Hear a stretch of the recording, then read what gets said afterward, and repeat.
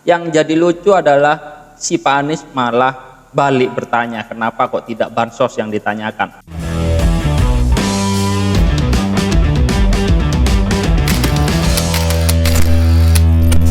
Halo guys, ketemu lagi dengan kita Hot One News di sini. Apa kabar teman-teman semua? Aku berharap teman-teman dalam keadaan sehat dan berbahagia. Ya, video kali ini kita akan mendengar sebuah wawancara dari Bapak Anies Baswedan bersama dengan Andi Noya. Yang menarik yang akan kita simak dan bahas adalah ada beberapa pertanyaan yang membuat Anies ini gugup serta gimana ya? Terkesan hanya muter-muter tanpa memberikan jawaban yang pasti menurut saya. Namun dibalik itu semua pasti ada yang kontra dengan wawancara si Andi Noya dengan Bapak Anies Baswedan. Sekarang datang dari guru besar UI yang mengomentari cara wawancara si Andi Noya ini dinilai sangat buruk guys. Ya tentunya nanti kita akan simak videonya lalu kita akan sama-sama cermati. Bagaimana teman-teman, apakah setuju dengan si Maha Guru Besar UI atau setuju dengan cara wawancara Andi Noya yang membuat Bapak Anies Baswedan ini sedikit berputar-putar. Ya tentunya kita akan menghadapi pemilihan Pilpres 2024 sebanyak-banyaknya, selengkap-lengkapnya kita harus mengumpulkan beberapa informasi-informasi tentang calon-calon Pilpres di 2024 agar kita semua tidak salah pilih dalam memilih presiden. Oke guys, mari kita simak video wawancara berikut. Check it out.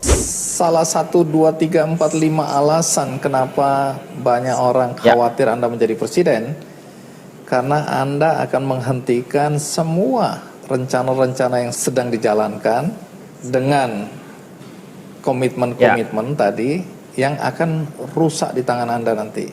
Pertama, mereka khawatir Anda tidak akan melanjutkan IKN, pemindahan ibu kota, karena statement Anda menunjukkan bahwa Anda sebenarnya tidak terlalu setuju dengan itu atau bahkan sama sekali tidak setuju.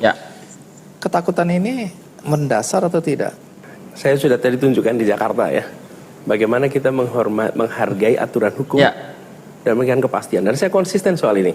Aturan main nasional sampai domestik sampai daerah, jaga konsistensi itu supaya memberikan pesan bahwa semua yang disebut regulasi itu dihormati. Itu kira-kira. Lalu terkait dengan ini, kadang-kadang saya ini bertanya, Bang Andi, kenapa ya selalu ditanya soal IKN itu diteruskan apa tidak? Kok tidak tanya apakah bansos diteruskan apa tidak? Kok tidak tanya apakah program subsidi untuk petani diteruskan apa tidak? Apa sesungguhnya ada masalah di sini sehingga harus diperlukan kekuatan politik untuk terlaksana? Dan sesuatu yang baik itu kan tidak perlu kekuatan politik, ya semuanya pasti akan jalan, Bang. Jadi kalau itu dipertanyakan, Anda menganggap bahwa proyek IKN ini... Maksud saya pertanyaannya saja. Tidak. Barangkali alam bawah sadar jurnalis itu merasa ini kelihatannya perlu otot politik Pak untuk terlaksana gitu. Ada satu peristiwa. Nah kebetulan saya lihat di sini ada lukisan Pangeran Diponegoro. Saya nggak tahu ini dipasang sebelum acara ini atau ini sudah selalu ada. Di sini ada. Oh selalu di sini. Jadi ini hasil karya pelukis Rosid. Udah ada di sini kira-kira 10 tahun sekarang. Bukan simbol sesuatu yang Anda ingin sampaikan melalui acara ini ya, bukan ya? Bukan. Karena ini ada ceritanya kenapa di sini. Oke, tapi saya mau cerita versi saya dulu ya. Oke, boleh. Satu hari pemerintah Belanda menghubungi Indonesia, kemudian berniat mengembalikan tongkat pusaka. Ini ibaratnya tongkat komandonya Pangeran Diponegoro yang dirampas oleh Belanda, dibawa ke Belanda ketika penangkapan Pangeran Diponegoro dan ingin dikembalikan. Pada saat itu dikembalikan itu seharusnya Pak Jokowi yang menerima. Tapi hari itu Anda dianggap menelikung Pak Jokowi, Anda yang menerima. Kenapa ini menjadi persoalan besar? Karena ada kepercayaan, terutama mungkin di masyarakat Jawa, bahwa tongkat komando yang pusaka itu siapapun yang menerima pertama kali dan memegangnya, maka dia punya peluang untuk menjadi pemimpin. Pemimpin ini bisa relatif. Ya. Nah, ini membuat Pak Jokowi tersinggung karena Anda menelikung Pak Jokowi, Anda yang menerima, Anda yang memegang pertama kali. Ada begitu ya? Ini ada alasan yang membuat kata orang Anda diberhentikan. Ya. Saya cerita sedikit. Saya baru bertugas di Kemdikbud, menteri Ya. dari kedutaan Belanda datang dan menyampaikan bahwa cakra Pangeran Diponegoro akan dikembalikan. Ya. Top secret, tidak bisa diketahui siapapun kapan waktunya dan lain-lain, semuanya dijaga confidentiality-nya karena nilai dari barang ini itu priceless, istilah mereka, tak ternilai harganya, dan banyak orang yang mencoba untuk memburu barang ini. Ya. Jadi mereka menempatkan ini sebagai sebuah operasi khusus. Nah, kemudian saya laporkan ini bahwa ini akan ada pemberian kepada siapa? Presiden, bahwa akan ada pengembalian. Ya. Dan kemudian diatur sebuah acara di Galeri Nasional bersamaan dengan kalau tidak salah pameran Raden Saleh kalau tidak salah, atau pameran Diponegoro, saya lupa, Raden Saleh atau Diponegoro waktu itu pamerannya. Jadi covernya itu supaya ada event.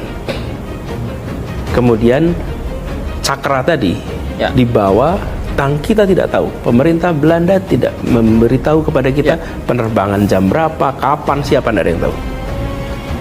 Nanti di Galeri Nasional itu kemudian Presiden memang semula dijadwalkan hadir di acara di Galeri Nasional itu.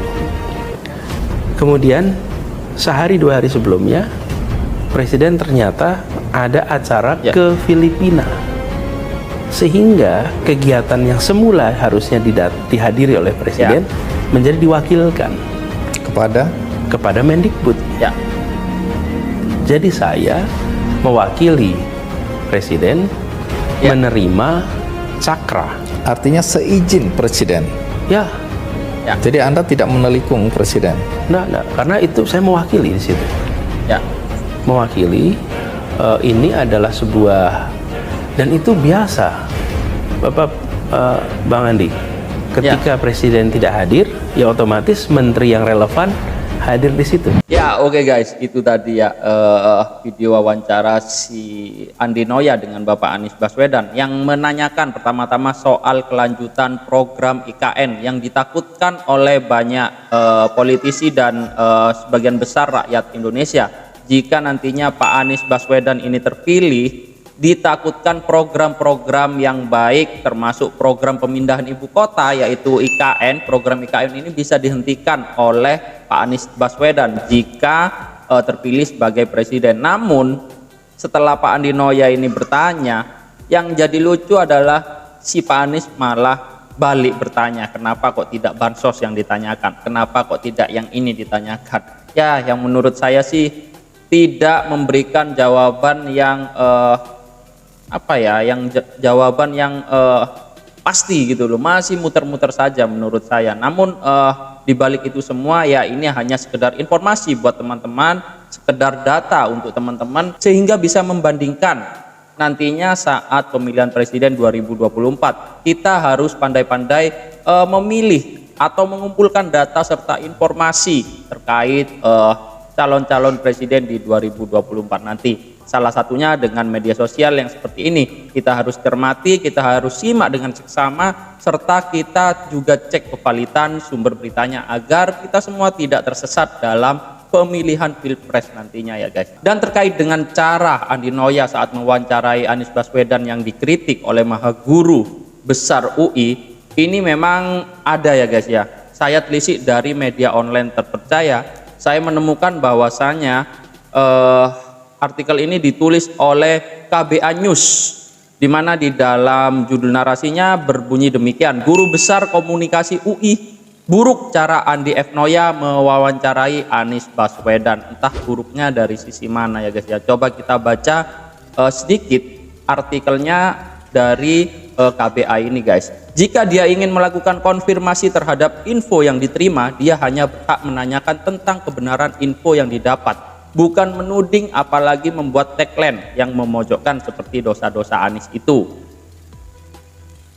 Guru Besar Ilmu Komunikasi dari UI, Zulhasril Nasir, menilai gaya Andi Noya dalam mewawancarai baca pres Koalisi Perubahan untuk Keadilan Anies Baswedan sebagai sesuatu yang buruk. Dia bertindak seperti jaksa penuntut umum dalam pengadilan pidana. Gayanya itu menunjukkan dia sudah memiliki prasangka terhadap narasumber yang berbeda dengan dia. Ya, terkait dengan pro dan kontra ini sudah biasa. Kita harus menyikapinya dengan hati yang dingin dan juga dengan analisis data serta fakta yang ada ya guys ya. Kalau menurut saya pribadi sih tidak ada yang salah dari wawancara si Andi Noya ini.